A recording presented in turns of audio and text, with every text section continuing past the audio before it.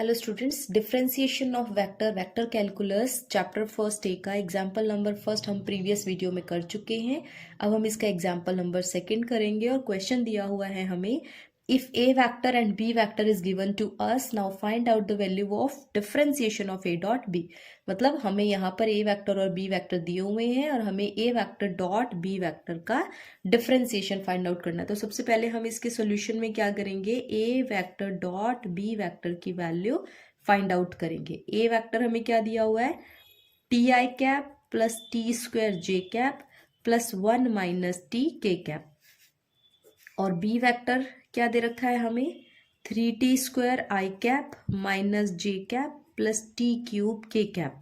आपको पता है कि आई डॉट आई की वैल्यू 1 होती है, जे डॉट जे की वैल्यू भी 1 होती है, लेकिन अगर हम डिफरेंट वाले लें, जैसे आई का जे के साथ डॉट प्रोडक्ट करें तो उसकी वैल्यू 0 आएगी, जे का के साथ डॉट प्रोडक्ट करें तो उसकी वैल्यू 0 आएगी। और यहाँ पर हम क्या कर रहे हैं, आई डॉट आई को प्रोडक्ट करेंगे जे डॉट जे को और के डॉट के को, क्योंकि बाकी सब वैल्यूज हमारे पास क्या हो जाएंगी, 0 हो जाएंगी। ठीक है, यहाँ पर t इंटू 3t स्क्वायर का प्रोडक्ट करेंगे तो हमें मिल गया 3t cube I dot I की वैल्यू 1। नाउ टी स्क्वायर का मल्टीप्लीकेशन -1 से करेंगे तो हमारे पास आ जाएगा माइनस टी स्क्वायर, और यहाँ पर 1 माइनस टी की का मल्टीप्लीकेशन हम टी क्यूब से करेंगे तो हमारे पास आ जाएगा T cube minus T power 4। अब सेम पावर्स को एक साथ करके सॉल्व कर लेंगे और जो डिफरेंट वाली पावर्स है उनको अलग रख देंगे। तो minus T power 4 plus 3t cube और प्लस 1t क्यूब क्या हो जाएगा, 4t cube minus T square. ये वैल्यू हमारे पास आ गई ए वेक्टर डॉट बी वेक्टर की। अब हमें क्या करना है, इसका differentiation, D of D T किसका, ए वेक्टर डॉट बी वेक्टर का। तो सेम जैसा आप क्लास 12th में पढ़ के आए हो उसी तरीके से हम इसका डिफरेंशिएशन करेंगे। डिफरेंशियल ऑपरेटर है, फर्स्ट टर्म सेकंड टर्म और थर्ड टर्म तीनों के साथ जाएगा और तीनों को डिफरेंशिएट करेगा। Minus as it is T की पावर 4 है तो ये पावर आगे आ जाएगी और यहां से एक पावर कम हो जाएगी, तो -4t क्यूब प्लस 4 इंटू 3, 4 3 ज़ा 12 और t पावर आ जाएगी 2। ये पावर आगे आ जाती है और जो पावर होती है वो एक कम हो जाती है। ठीक है, -2t, ये किसकी वैल्यू आ गई, d by D T A vector dot B vector की। ये हमारा हो जाएगा आंसर। अगर आप इसमें से कुछ कॉमन निकालना चाहते हो तो कॉमन भी निकाल सकते हो, जैसे यहाँ से -2t कॉमन आ रहा है तो रिजल्ट हो जाएगा -2 2 ज़ा 4t स्क्वायर, फिर -2 6 ज़ा 12t, और फिर माइनस कॉमन निकाल चुके हैं तो +1। ये भी हमारे पास इसका एक आंसर हो जाएगा। -2t bracket 2t square -6t plus 1। ठीक है, ये था हमारे पास इसका फर्स्ट पार्ट, ए वेक्टर डॉट बी वेक्टर का डिफरेंशिएशन। अब हम क्या करेंगे, इसका बी पार्ट सॉल्व करेंगे, और बी पार्ट में क्या करना है, ए वेक्टर क्रॉस बी वेक्टर और उसका डिफरेंशिएशन फाइंड आउट करना है। तो हम इसका बी पार्ट लेके चलते हैं। ए वेक्टर हमें क्या दे रखा है, T I cap plus T square J cap plus 1 minus T के कैप। बी वेक्टर हमें दे रखा है 3t स्क्वायर आई कैप माइनस जे cap plus T cube K cap.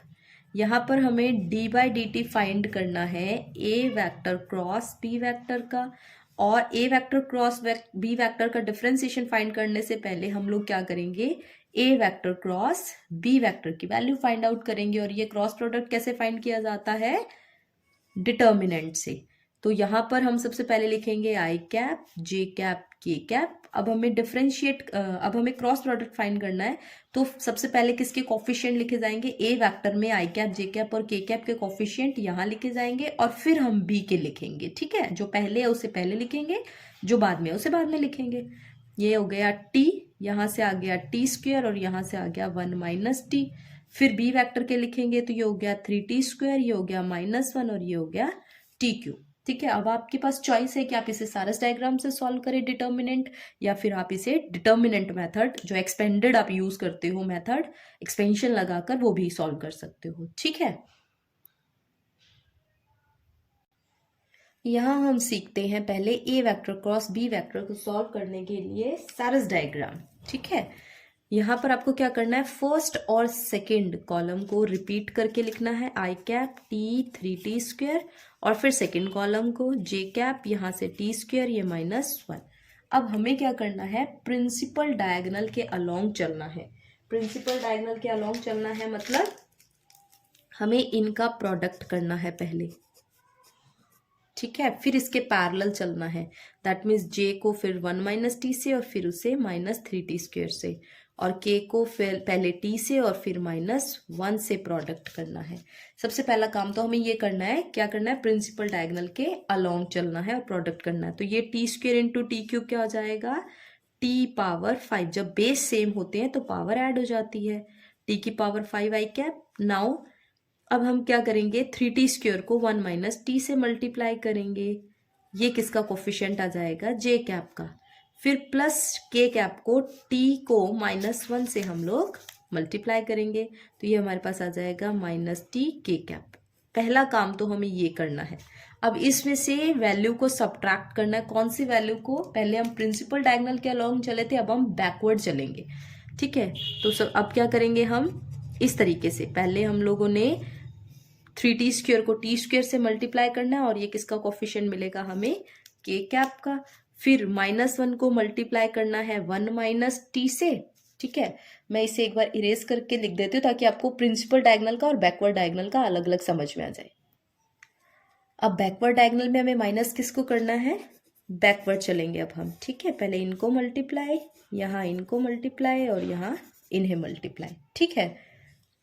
पहले हम लोग क्या चले थे, I T square T cube, J 1 - T 3t square, के टी -1, इस तरीके से चले थे। अब हमें बैकवर्ड चलना है, ठीक है। तो पहले वाले को आप बैक करके देख लें कि हमने किस तरीके से मल्टीप्लाई किया था, और फिर ये बैकवर्ड वाले को भी देख लें, ठीक है। अब मैं दोनों को इकट्ठा लगा देती हूँ। चलिए अब हमें क्या करना है, प्रोडक्ट करना है। तो 3t स्क्वेयर टी स्क्वायर क्या आ जाएगा हमारे पास, 3t पावर 4 के कैप, ये टोटल माइनस होगा, ये टर्म क्या आ जाएगी हमारे पास, -1 × 1 - टी आई कैप, और साथ में क्या आ जाएगा, प्लस टी पावर 4 जे कैप। अब आई वाली टर्म को एक साथ ले लेंगे, जे वाले को एक साथ और के वाली टर्म को एक साथ, तो ये आ जाएगा हमारे पास टी पावर 5 आई कैप। यहाँ पर क्या है हमारे पास, -1, और ये भी माइनस है, तो ये तो माइनस माइनस प्लस हो जाएगा, और वैल्यू अंदर वाली एज इट इज आ जाएगी।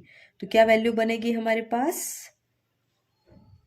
+1 - टी, किसकी वैल्यू आई है, किसके कोफिशिएंट आए हमारे पास, आई कैप के, ठीक है। फिर अब जे कैप के लिए करेंगे, तो 3t स्क्वायर -3t क्यूब तो यहां से मिला, और t की पावर 4 यहां से मिला, तो क्या वैल्यू लिखेंगे यहाँ पर हम, 3t स्क्वायर -3t क्यूब, और यहां से क्या मिला, प्लस t की पावर 4। अब प्लस नहीं है, यहाँ पर प्लस था, ये ऑलरेडी एक माइनस अपने पास आगे आया हुआ है, तो ये टर्म काय की हो जाएगी, माइनस की टर्म हो जाएगी, ठीक है। अब हमें k का कोफिशिएंट लेना है, तो यहाँ से आया हमारे पास -t, और यहाँ से आ गया हमारे पास -3t पावर 4। तो क्या करें, हम यहाँ से माइनस कॉमन ले लेते हैं, और अंदर वाली टर्म हमारे पास पॉजिटिव में हो जाएगी, प्लस में हो जाएगी। ये किसकी वैल्यू आ गई हमारे पास, ए वेक्टर क्रॉस बी वेक्टर की, और हमें क्या करना था, इसका डिफरेंशिएशन फाइंड आउट करना था। हम फाइंड कर चुके हैं वैल्यू ए वेक्टर क्रॉस बी वेक्टर की। अब हमारे पास क्या फाइंड करना था इस क्वेश्चन में, डिफरेंशिएशन फाइंड करना था। अब हम यहाँ क्या करेंगे, डिफरेंशिएशन जैसे हमने फर्स्ट क्वेश्चन में फाइंड आउट किया था, सेम उसी तरीके से पहले फर्स्ट टर्म का डिफरेंशिएशन, फिर सेकंड टर्म का डिफरेंशिएशन, और फिर थर्ड टर्म का। ये आई कैप का कोफिशिएंट था, ये जे कैप का, और ये के कैप का। तो यहाँ से पावर आगे आ जाएगी 5t पावर 4, 1 का डिफरेंशिएशन 0 और t का 1 हो जाएगा। ये आ गया हमारे पास आई कैप में। यहाँ करेंगे तो 3 2 ज़ा 6t, यहाँ करेंगे तो 3 3 ज़ा 9t स्क्वायर, और ये आ जाएगा हमारे पास -4t क्यूब। ये किसकी वैल्यू आ जाएगी हमारे पास, जे कैप की, ठीक है। फिर यहाँ से minus as it is, t का डिफरेंशिएशन 1 और 4 3 ज़ा 12t क्यूब, ये किसकी वैल्यू आ जाएगी, के कैप की। ये हमारे पास आंसर हो गया किसका, differentiation of A vector cross B vector का। 5t square -1 I cap, plus 6t -9t square -4t cube J cap, -1 + 12t cube K cap. अब हम चलते हैं इसके नेक्स्ट एग्जाम्पल की ओर। इसके थर्ड एग्जाम्पल में दिया हुआ है if A vector and B vector are constant vectors and N is a constant and R is a vector function of the scalar variable T given by R vector is equal to cos N T A vector sine N T B vector. Prove करना है कि D R by D T की value जो हमारे पास आएगी वो minus N square आएगी, एन स्क्वायर आर आएगी, या फिर हम कह सकते हैं कि D two R by D T square में जब हम ऐड करेंगे प्लस एन स्क्वायर आर तो इसकी वैल्यू हमारे पास 0 आएगी। ठीक है, और इसके बी पार्ट में फाइंड करना है R vector cross D R by D T is equals to N bracket A vector cross B vector. तो हम स्टार्ट करते हैं इसका फर्स्ट पार्ट। हमें D two R by D T square find करना है, तो इससे पहले हम इसका फर्स्ट ऑर्डर डेरिवेटिव फाइंड करेंगे। आर वेक्टर हमें क्या दिया हुआ है, cos N T A vector plus sine N T B vector. अब यहाँ ध्यान रखना, आप कहोगे कि आई cap J cap K cap नहीं दिया हुआ, तो वो इसी में इंक्लूडेड है। अगर हमें ए वेक्टर दे रखा है कांस्टेंट वेक्टर, इसका मतलब A1 आई कैप प्लस A2 जे कैप प्लस A3 के कैप दिया हुआ है, और बी वेक्टर B1 आई कैप प्लस B2 जे कैप प्लस B3 के कैप दिया हुआ है। ठीक है, तो ये इसका यही मतलब है, इसी में इंक्लूडेड ही है I cap J cap K cap. अब हमें क्या करना है, D two R by D T square find करने के लिए हम फाइंड करेंगे D R by D T. Cos का differentiation minus sine N T है, साथ में जब एंगल में कुछ होता है तो वो एंगल हमारे पास आगे आ जाती है, वैल्यू जो एंगल के साथ होती है ए वेक्टर, प्लस यहाँ पर साइन का डिफरेंशिएशन कॉस, यहाँ पर भी एंगल में एन टी है तो वो भी आगे आ जाएगा एन बी वेक्टर। ये किसकी वैल्यू आ गई, D R by D T की। अब एक बार और डिफरेंशिएट करेंगे हम, D two R by D T square minus N constant and sine का डिफरेंशिएशन कॉस एन टी, यहाँ पर फिर से एन आ गया तो एन से मल्टीप्लाई करेंगे एन स्क्वायर हो जाएगा ए वेक्टर, प्लस कॉस का करेंगे तो साइन एन टी माइनस का। अब यहाँ पर आप देखोगे कि एक एन ऑलरेडी था, एक एन यहाँ से आ गया तो ये भी एन स्क्वायर हो जाएगा और बी वेक्टर हो जाएगा। Now D two R by D T square is equals to, क्या हम माइनस एन स्क्वायर कॉमन ले सकते हैं, बिल्कुल ले सकते हैं। ब्रैकेट में क्या रह गया हमारे पास, cos N T A vector plus sine N T B vector. गौर से देखो क्या है ये वैल्यू, आर वेक्टर की वैल्यू है, लगा दो वेक्टर से। D two R by D T square is equals to minus N square, और ये वापस से क्या हो गया, आर वेक्टर। मैंने पहले आपको यही बात कही थी कि हम यही प्रूफ करेंगे, लेकिन क्वेश्चन में हमें इसका एडिशन दे रखा है 0 के बराबर, तो कोई बात नहीं, हम वही कर देंगे। D two R by D T square plus N square R vector equals to 0, यही चीज हमें प्रूफ करनी थी। इसके ए पार्ट में मोस्ट इंपॉर्टेंट क्वेश्चन है, लगभग एग्जाम में पूछ लिया जाता है, तो इसको अच्छे से कर लेना। अब हम बात करते हैं इसके बी वेक्टर की। अगर बहुत स्लो लग रहा हो तो आप स्पीड फास्ट करके देख लें, और बहुत फास्ट लग रहा हो तो आप इसकी स्पीड स्लो करके देख लें। आराम से आप इस वीडियो को देखें, कोई दिक्कत नहीं आएगी। ठीक है, R vector cross D R by D T, वो कह रहा है कि अब भाई आर वेक्टर भी फाइंड कर लिया आपने, D R by D T भी फाइंड कर लिया, अब इनका दोनों का क्रॉस प्रोडक्ट करो और आंसर आपके पास ए वेक्टर क्रॉस बी वेक्टर आना चाहिए।